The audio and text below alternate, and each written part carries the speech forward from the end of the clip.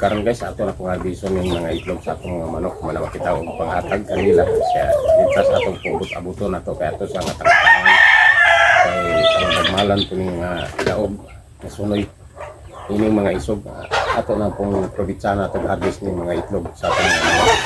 Turing duha ka bukmo itong unaon guys. Pulotol. Yang isunod nato ring gay upat eri po sa atbang.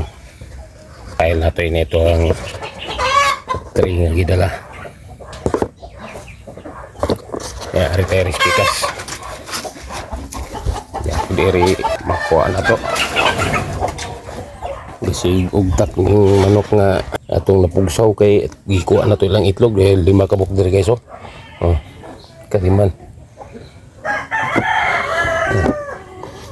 Atong file baso na makapuno junior pero sa lantaw na to mura makapuno jud kita karon sa katray kay may mga itlog nga way matong nakita na diri-iri kaya may 5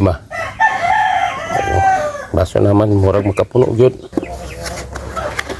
yun man dyan na siya guys ang pag-itlog sa mga manok dili dyan na siya steady kay na magkapon ang itlog sa manok na antod mga dili na sila mag-itlog pagkapon na kayo diya pito ere dito naman nato nilimpiyuan ning nangahugaw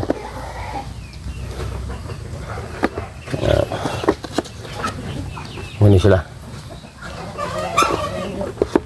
murag sa lantaw na to murang gug makapuno dyan di apamandi gyud dire o di pa pud sa ilalom may 5 ere puno gyud kita sa katre